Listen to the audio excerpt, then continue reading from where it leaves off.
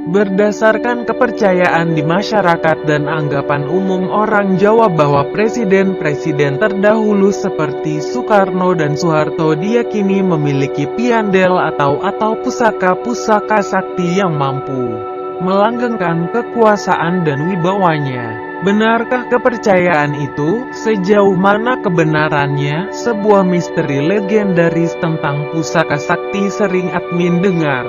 Tentang misteri legenda pusaka tersakti Tanah Jawa milik Soekarno dan pernah menggegerkan Tanah Jawa mulai dari zaman Majapahit sampai Kerajaan Demak, sampai Wali Songo pun turun tangan.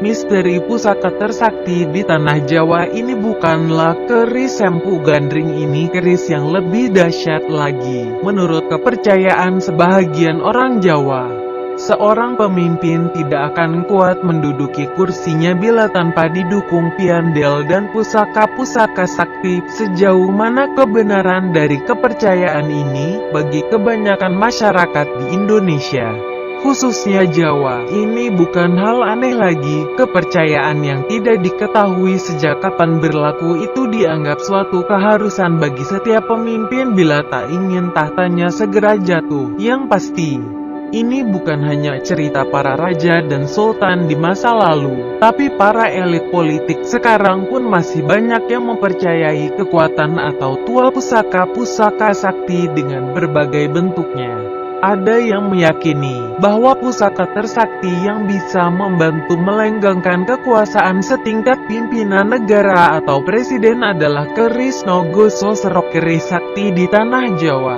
yang digambarkan bisa menaklukkan jagat kahyangan bila dia mengamuk. Tak heran, belakangan makin banyak politikus yang datang ke orang pintar demi memburu pusaka ini dengan biaya, syarat, dan resiko apapun. Setidaknya, demikianlah menurut informasi yang berhasil ditelusuri memorabilia dari sejumlah sumber. Kabarnya, walau ada yang berani membeli dengan harga miliaran rupiah atau menukar dengan berkilo-kilogram emas, namun kenyataannya tak mudah untuk menemukan pusaka keris Nogososro yang asli. Keris ini tetap misterius keberadaannya. Banyak sekali orang yang mengaku memiliki pusaka Nogososro, padahal semuanya pasti palsu. Sungguh sulit menebak siapa sebenarnya pemegang keris itu sekarang, ujar salah seorang paranormal ahli keris berdasarkan seorang narasumber. Ditambahkan oleh sumber yang enggan disebut identitasnya itu bahwa keris Nogososro memang memiliki latar belakang politik yang kental, terutama dalam hubungannya dengan suksesi kepemimpinan Kesultanan Demak Bintoro di masa silam.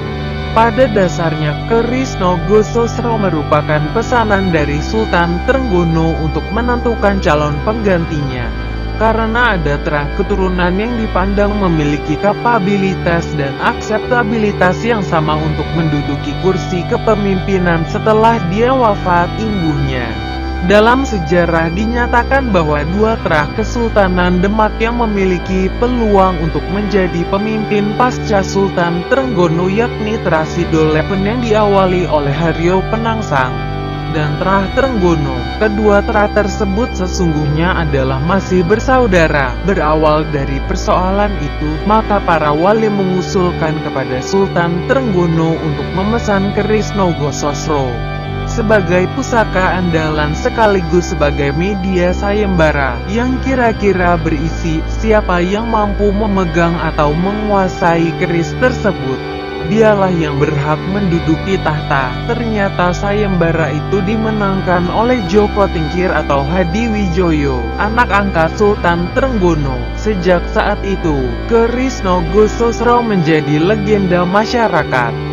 Menurut riwayat, pusaka ini sempat hilang dari keraton dan menjadi rebutan para pendekar Tanah Jawa. Akibat hilang keris Nogososro pada waktu itu di seluruh kerajaan Demak Bintoro goncang. Pasalnya, keraton khawatir pusaka yang sangat ampuh itu jatuh ke tangan orang yang tidak bertanggung jawab. Namun untungnya, atas upaya salah seorang punggawa kerajaan Demak yang terkenal sakti dan berbudi luhur, pusaka tersebut dapat ditemukan kembali. Orang yang berjasa besar itu bernama Mahesa Jenar, yang merupakan saudara seperguruan Kebonongo atau Ki Ageng Pengging, sekaligus murid kinasi Pangeran Hanianingrat. Menurut keterangan salah satu sumber, pusaka Nogososro biasanya selalu disandingkan dengan dua keris lagi, yakni Sabuk Inten dan Sengkelat.